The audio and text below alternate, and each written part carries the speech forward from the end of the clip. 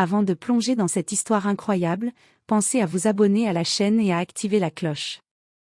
Ici, chaque récit a quelque chose à dire, et vous ne voudrez pas en manquer un seul. Elle a ouvert les portes à sa tante, et elle lui a volé son mari. Helena Whitmore avait tout ce qu'on pouvait souhaiter à 33 ans. Elle vivait dans une grande maison victorienne au volet bleu ciel, nichée dans une rue bordée de chênes centenaires, dans un quartier paisible et historique de Charleston, en Caroline du Sud. La maison, construite en 1898, avait été entièrement rénovée par Helena et son mari Marcus Whitmore, un avocat reconnu pour son calme imperturbable et son élégance discrète. Ensemble depuis l'université, ils formaient un couple soudé, complice, solide, presque trop parfait pour certains. Mariés depuis 8 ans, ils avaient traversé quelques épreuves comme tout couple, une fausse couche douloureuse 3 ans plus tôt, un procès professionnel éprouvant pour Marcus, mais ils en étaient ressortis plus unis, plus tendres encore. Helena était le cœur battant du foyer. Douce, intuitive, toujours attentive aux détails.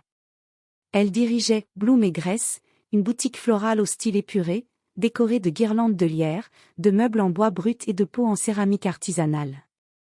Les habitants de Charleston s'y rendaient pour offrir des bouquets d'anniversaire, pour décorer des mariages ou simplement pour parler un moment avec elle, tant sa voix rassurante apaisait les âmes. Helena n'avait pas de goût pour les excès. Elle aimait les rituels simples, flâner au marché fermier le samedi matin, choisir avec soin les fruits pour la tarte dominicale, regarder un vieux film blotti contre Marcus, une tasse de thé chaud entre les mains. Son bonheur n'était pas bruyant. Il était fait de silence complice, de petites routines, d'amour discret. Elle ne se doutait pas que cette paix si patiemment bâtie allait être brisée non pas par le hasard, ni par la cruauté du destin, mais par un visage familier du passé. Un après-midi de fin mars, alors qu'elle préparait une commande de pivoine blanche pour un mariage, son téléphone vibra. L'écran afficha un nom qu'elle n'avait pas vu depuis près d'1 an. Tante Veronica. La voix au bout du fil était rauque, légèrement tremblante, mais toujours pleine de cette intensité théâtrale qui avait toujours caractérisé Veronica Morgan, la sœur cadette de sa mère. Helena, j'ai besoin d'un endroit où rester, juste quelques semaines. Elle parlait vite, avec cette émotion désordonnée qu'on reconnaît chez les gens habitués à enchaîner les drames. Veronica, à 42 ans, était toujours aussi belle et magnétique. Elle avait le type de beauté féline qui la faisait remarquer dans toutes les pièces, peau dorée, regard vert profond, cheveux noirs toujours parfaitement coiffés, même au réveil. Mais sous ce vernis brillant, Veronica était instable. Elle avait vécu à New York, puis à Los Angeles, ensuite à Miami, toujours à la poursuite d'une carrière brillante qui, étrangement, ne se stabilisait jamais. Elle avait été mannequin, organisatrice de soirées, consultante en images, même directrice marketing dans une start-up, jusqu'à ce qu'un énième homme riche l'abandonne, cette fois en l'évinquant d'un pantouse de Coconut Grove. Je suis fatiguée, Helena. J'ai besoin de me poser quelque part. Juste un peu de temps. Viens à la maison, Veronica. Le temps que tu remontes la pente. Helena n'avait pas hésité. Malgré tout. Malgré les histoires passées, les absences prolongées, les souvenirs flous de remarques acides durant les fêtes familiales. Elle avait choisi de lui tendre la main. Ce soir-là, quand elle annonça la nouvelle à Marcus autour d'un dîner de saumon grillé et de légumes rôtis, il leva un sourcil, surpris, puis acquiesça poliment. Ta tante Véronica? La flamboyante? Ça fait longtemps. Tu es sûre? Elle est de la famille. Elle a juste besoin d'un toit. Ce ne sera que temporaire. Il hocha la tête sans insister. Après tout, c'était une grande maison. Et cela faisait partie de ce qu'il admirait chez Helena, son cœur ouvert, sa loyauté sans condition, même envers ceux qui ne la méritaient pas toujours. Mais dans ce simple « oui », dans ce moment d'ouverture sincère, Helena venait sans le savoir d'ouvrir non seulement sa porte, mais aussi une brèche. Veronica arriva une semaine plus tard, en fin d'après-midi, comme une actrice en retard à sa propre première. Une berline noire s'arrêta devant la maison. Le chauffeur ouvrit le coffre, révélant 3 valises Louis Vuitton impeccablement alignées, une trousse à maquillage doré et un sac Hermès fuchsia criard. Veronica descendit avec des lunettes noires oversize couvrant la moitié de son visage et un trench coat crème parfaitement ajusté. Une vague de parfums capiteux, un mélange de jasmin, de vanille et de musc, s'insinua dans le vestibule dès qu'elle passa le seuil. « Darling, cette maison est un joyau vintage. »« Tellement ?» Charleston, s'exclama-t-elle d'une voix trop enjouée en embrassant Helena sur les 2 joues. Elle inspecta rapidement le salon d'un regard expert. « Il faudrait repenser un peu l'agencement, tu sais, un grand miroir là, un canapé plus moderne ici. » « Et ce plaid, chérie, il crie « maison de retraite ». Helena sourit, un peu crispée, mais resta bienveillante. « Elle est juste désorientée, pensa-t-elle. Elle a besoin de chaleur. » Mais ce que Véronica cherchait, c'était autre chose. Dès les premiers jours, elle ne se comporta pas comme une invitée. Elle s'installa avec la désinvolture de quelqu'un qui s'estime chez soi. Elle laissa ses talons traîner dans le couloir, ses parfums sur la commode de la salle de bain commune, et ses magazines de mode sur la table du salon. Elle interrompait les dîners en tête-à-tête, s'asseyant au milieu de la conversation comme une invitée surprise dans un film romantique. « J'espère que je ne vous dérange pas », lançait-elle avec un sourire trop grand. « Je vous laisse un peu d'intimité dans 10 minutes. » Promis. Mais elle restait. Et elle parlait. Beaucoup. De ses ex riches mais émotionnellement inaccessibles, de ses aventures à Cannes, de ses brunchs avec des célébrités de seconde zone. Puis elle se mit à faire ce qu'elle savait faire de mieux, troubler l'équilibre. Elle complimentait Marcus d'une voix feutrée, presque caressante. « Ton mari est vraiment charmant, Helena. »« Franchement, où as-tu déniché cet homme-là ? » ?»« Marcus, ce parfum. »« C'est quoi ? » ?»« J'en connais peu qui le portent aussi bien. » Elle s'habillait avec élégance même pour descendre prendre un café dans la cuisine. Robe longue en soie, cheveux tirés en chignon flou, lèvres légèrement teintées. Helena, en jean et t-shirt, finissait par se sentir déplacée, dans sa propre maison. Marcus, au début, restait cordial. Poli. Il riait à ses blagues, la complimentait quand elle cuisinait, ce qu'elle faisait parfois, avec un enthousiasme presque théâtral. Mais peu à peu, Helena nota des choses, leurs échanges s'étaient rallongés, leur conversation devenait privée. Véronica lui montrait des documents pour refaire son CV, qu'elle étalait sur la table avec un air d'impuissance parfaitement joué. « J'ai besoin de ton œil d'expert, Marcus. Je me perds dans tout ce jargon. Et tu crois que je devrais postuler dans un cabinet d'avocats ? Comme toi ? » Il riait, se frôlait l'épaule en passant, partageait des anecdotes de jeunesse. Un soir, elle raconta un souvenir d'Helena adolescente, un souvenir embarrassant, qu'elle transforma en blague. Marcus éclata de rire. Helena, elle, resta figée. Puis il y eut cette soirée. Un mercredi. Helena avait fermé la boutique plus tôt à cause d'un client qui avait annulé. Elle décida de rentrer à pied, profitant de l'air doux. Lorsqu'elle poussa doucement la porte d'entrée, elle entendit des rires étouffés venir du salon. Elle avança sur la pointe des pieds, sans vraiment savoir pourquoi. Et là, elle les vit. Marcus était assis confortablement dans le canapé, un verre de vin rouge à la main. Véronica, jambes croisées, portait une robe noire satinée, beaucoup trop habillée pour rester à la maison. Elle jouait distraitement avec sa boucle d'oreille, ses yeux rivés sur lui. Il riait, un rire qu'Helena connaissait bien, mais qu'elle n'avait pas entendu depuis des semaines. Il ne l'avait pas encore vu. Le temps sembla se figer. Helena ne fit aucun bruit. Elle recula lentement, puis monta dans sa chambre sans qu'aucun d'eux ne remarque sa présence. Le cœur battant fort, une pensée glaçante s'insinua en elle, pour la première fois. Quelque chose est en train de naître entre eux. Et peut-être, que cela avait déjà commencé depuis longtemps. 3 semaines s'étaient écoulées depuis cette soirée où Helena avait surpris Véronica et Marcus dans le salon. Elle n'en avait parlé à personne. Pas même à Marcus. Elle avait gardé le silence, persuadée qu'elle exagérait, qu'il ne fallait pas laisser la jalousie ou l'insécurité altérer ce qu'ils avaient construit ensemble. Mais depuis ce soir-là, quelque chose avait changé. Les regards de Marcus étaient plus absents. Les silences entre eux s'étaient allongés, comme des gouffres qu'aucune parole ne comblait plus. Les gestes tendres avaient disparu. Plus de mains effleurées dans le lit, plus de baisers du matin. Juste une distance polie, presque administrative. Véronica, elle, était devenue invisible. Présente, mais jamais là.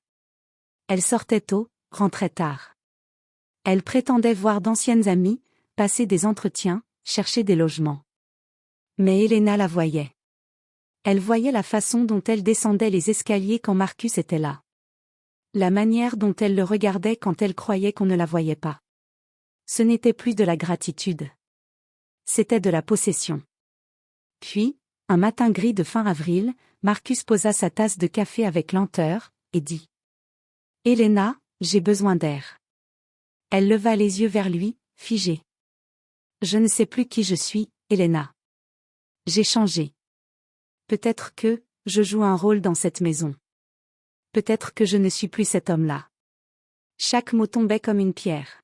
« Tu me quittes ?» demanda-t-elle, la gorge nouée. Il ne répondit pas directement. Il la regarda longuement, puis murmura. « J'ai juste besoin de temps. » Et il fit sa valise. Une valise. Pas tout. Juste assez pour quelques jours. Il ne l'embrassa pas. Il ne pleura pas. Il partit. Les jours suivants furent un flou de douleurs étouffées. Elena allait à la boutique comme un automate. Elle répondait aux clientes avec le sourire, tandis qu'en elle, quelque chose s'effondrait. Véronica se fit rare. Très rare.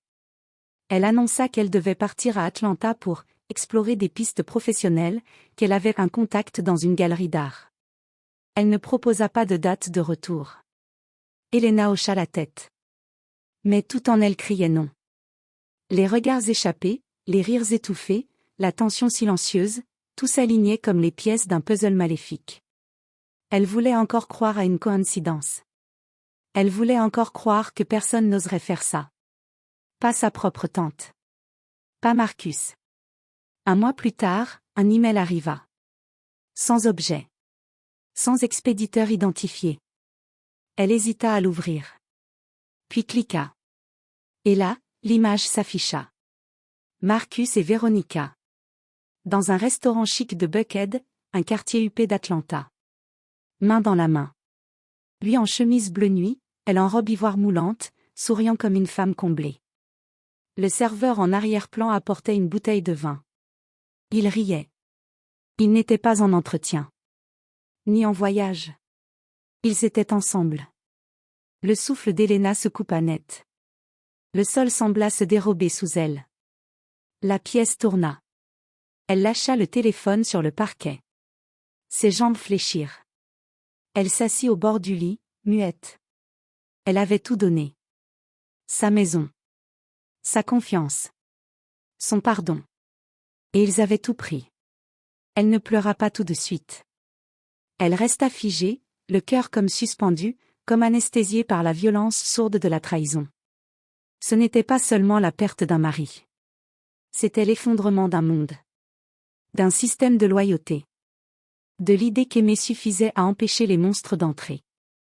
Et le pire, c'est qu'elle les avait laissés entrer elle-même.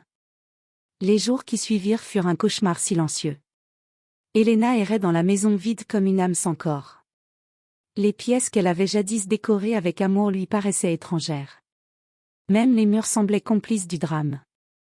Le parfum de Véronica flottait encore dans l'air, mêlé à celui plus discret de Marcus, un mélange insupportable, acide, presque toxique. Elle ne mangeait plus. Elle dormait à peine. Son corps, naguère rayonnant, se flétrissait lentement sous le poids du chagrin. Elle n'activait plus l'alarme de la maison.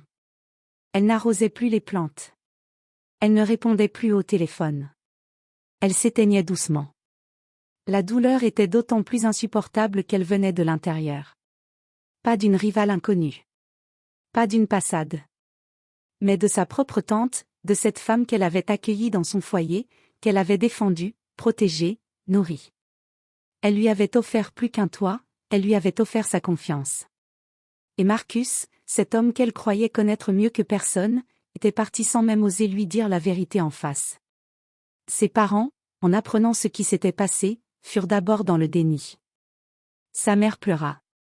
Son père entra dans une rage froide qu'elle n'avait jamais connue chez lui. Ils appelèrent Véronica. Une fois. 2 fois. Pas de réponse.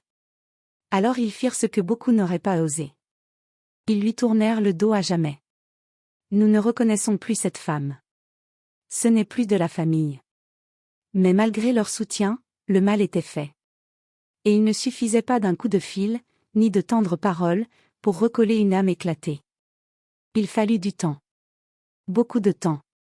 1 an exactement. Au début, Helena vécut au ralenti.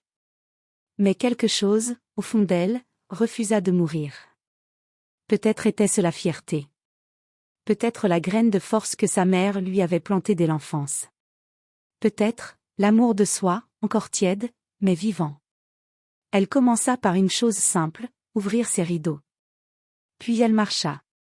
Juste un pâté de maison, au départ. Puis, elle retourna à la boutique. Les premières fois, elle ne servit pas les clientes. Elle resta à l'arrière, silencieuse. Mais l'odeur des fleurs, les gestes familiers, le contact avec la terre, furent comme une thérapie. Elle décida alors de transformer cette douleur. Elle changea le nom de sa boutique.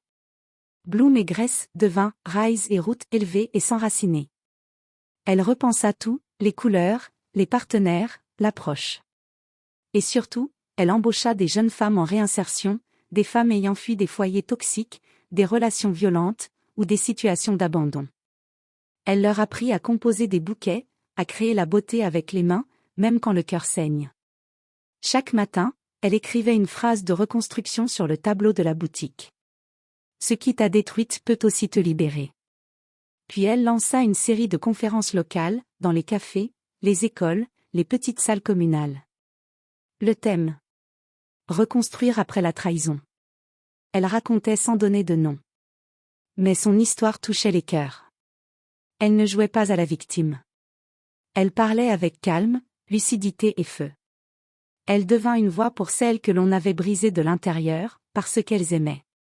Des femmes venaient de villes voisines pour l'écouter. Et c'est lors d'un de ces événements qu'elle fit la rencontre qui allait tout changer. Il s'appelait Isaac Miller. Ancien militaire, la quarantaine sobre et posée. Barbe taillée, regard franc. Il n'était pas là par hasard, il accompagnait sa sœur cadette, victime d'une relation toxique. Isaac était devenu coach en résilience émotionnelle après son passage dans l'armée. Il travaillait avec des vétérans, mais aussi des civils. Ce qu'il cherchait, ce n'était pas de panser les blessures, c'était d'enseigner à vivre avec elles, et à en faire une force. Il écouta le témoignage d'Helena en silence. Puis, à la fin, il lui serra la main et dit simplement: vous avez mis des mots sur ce que beaucoup taisent. On devrait faire quelque chose ensemble. Et ils l'ont fait. Ils organisèrent une retraite dans une ancienne ferme rénovée à l'extérieur de Charleston. 3 jours de silence, d'écriture, de cuisine partagée, de nature, de méditation, et de fleurs. Des femmes en pleurs. D'autres en colère. D'autres figées. Toutes repartirent transformées. Isaac devint un pilier. Un guide. Un miroir. Il se voyait pour travailler. Puis pour discuter. Puis pour dîner. Et sans crier gare, un jour, elle rit à l'une de ses blagues, et elle se surprit à vouloir rire. Il ne s'imposa jamais. Il resta. Écouta. Soutint. Jusqu'à devenir bien plus qu'un ami. 2 ans s'étaient écoulés depuis la dernière fois qu'Helena avait entendu prononcer le nom de Veronica. La maison, la boutique, la vie elle-même avait changé de rythme. Plus lente. Plus douce. Plus alignée avec qui elle était vraiment. Helena avait appris à respirer autrement. À savourer les silences. À regarder les choses simples, la lumière du matin sur la vitre de sa cuisine, le bruissement des feuilles dans le jardin, le tintement des clochettes sur la porte de sa boutique. Et puis, un matin d'automne, alors que la pluie tombait doucement sur Charleston, elle reçut une lettre. Glissée dans une enveloppe ivoire, sans adresse de retour. L'écriture penchée, élégante mais tremblante, trahissait une nervosité contenue. C'était Veronica. Helena hésita avant de l'ouvrir. Elle la tourna entre ses doigts, sentit son cœur s'accélérer, mais ses mains restèrent stables. À l'intérieur, 3 pages. De longues phrases. Des regrets. Des mots choisis. Une confession. Véronica racontait la suite de sa vie après le départ. Marcus était parti. 11 mois seulement après leur fuite en commun. Il l'avait quitté sans explication claire, disant seulement: « Je pensais trouver quelque chose avec toi, mais en réalité, je fuyais ce que j'avais détruit. » Elle avait tenté de reconstruire. Mais tout s'était écroulé, ses économies, ses relations, sa réputation. Elle parlait de solitude, de nuits sans sommeil, de visages qu'elle n'arrivait plus à croiser dans le miroir. Elle écrivait qu'elle comprenait désormais le mal qu'elle avait causé, qu'elle ne cherchait ni excuse ni pardon, mais un échange. Un café. Un regard. Une phrase. Elle finissait par ces mots. « Je sais que je ne mérite rien. Mais parfois, même un silence fait mal. Je t'envoie cette lettre pour dire que je te vois. Enfin. Et que je m'en veux. » Elena l'a lue une seule fois. Elle sentit ses émotions se lever, se contredire, une vieille colère, une tristesse sourde, une compassion qu'elle n'avait pas invitée. Mais pas de haine. Pas de rancune. Elle plia la lettre lentement. Et sans un mot, elle alla jusqu'à son bureau, ouvrit un tiroir profond, en sortit une boîte de bois brut dans laquelle elle gardait quelques objets de son passé, un bracelet offert par sa mère, une photo d'elle et Marcus à Paris, une carte postale ancienne. Elle glissa la lettre à l'intérieur. Puis referma le tiroir. On peut guérir sans rouvrir de vieilles blessures. Elle n'avait plus besoin de réponse. Elle n'avait plus besoin d'explications, ni de confrontations dramatiques. Elle avait pardonné à distance, en silence, pour elle-même, pas pour libérer Véronica, mais pour ne plus être sa prisonnière. Aujourd'hui, Elena Whitmore vit une vie apaisée. Elle a ouvert une seconde boutique à Atlanta, dans un quartier vibrant d'art et de musique. Elle y vend des compositions florales inspirées des émotions humaines, espoir, renaissance, résilience. Elle a épousé Isaac Miller dans un petit jardin botanique, entouré de fleurs sauvages, de chaises en rotin, et d'anciens élèves de ses ateliers. Pas de grandes robes blanches, pas de cérémonie spectaculaire. Juste eux, et le chant discret du vent. Il y avait ce jour-là une table vide avec une pancarte qui disait: « Pour toutes celles que nous avons été avant d'apprendre à nous aimer. » Elle n'a jamais répondu à la lettre. Pas par cruauté. Pas par vengeance. Mais parce que parfois, le vrai pouvoir, c'est de choisir le silence. Pas le silence de la soumission, mais celui de la paix retrouvée. Celui d'une femme qui n'attend plus rien, parce qu'elle a tout trouvé, en elle-même.